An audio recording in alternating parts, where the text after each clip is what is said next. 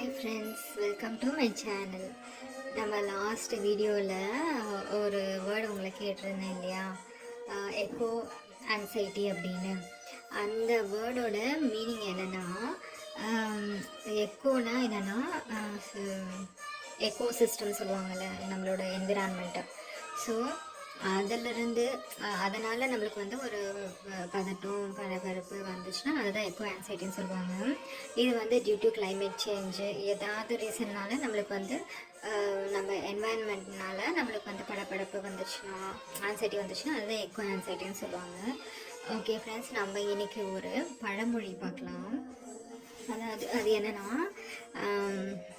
5 பெற்றால் அரசனும் ஆண்டி அப்படின்னு சொல்லுவாங்கல்ல. அது என்னன்னா, 5 பெண் பிள்ளைகளை பெற்றால் அரசனும் ஆண்டி ஆகிடுவோம் அப்படின்னு சொல்லுவாங்க. ஆனால் அதோட உண்மையான மீனிங் என்னென்னா, ஆடம்பரமாக அந்த 5 விஷயங்கள் வந்து இருந்துச்சுன்னா அப்போ வந்து அரசனும் ஆண்டி ஆகிடுவோம். அந்த 5 விஷயம் என்னென்னா,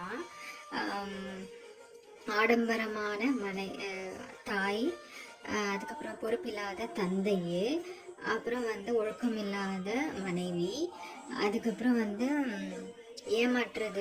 ஏமாத்துறது அந்த மாதிரி வேலை செய்கிற சகோதரர்கள், அதுக்கடுத்து வந்து சொல் பேச்சு கேட்காத பிள்ளைகள். இந்த 5மே இருந்தால், இந்த 5 விஷயங்கள் இருந்துச்சுன்னா என்னதான் அரசனாக இருந்தாலும் அவன் ஆண்டி ஆகிடுவான். இதுதான் இந்த ப்ராவர்போட உண்மையான மீனிங். ஓகேவா ஃப்ரெண்ட்ஸ், இதுதான் என்னையோட பழமொழி. ஸோ நம்ம சேனல் வந்து ஆக்சுவலி நியூ சேனல் தான். ஸோ இதுக்கு வந்து நீங்கள் தான் வந்து என்கரேஜ் பண்ணணும் சேனலை.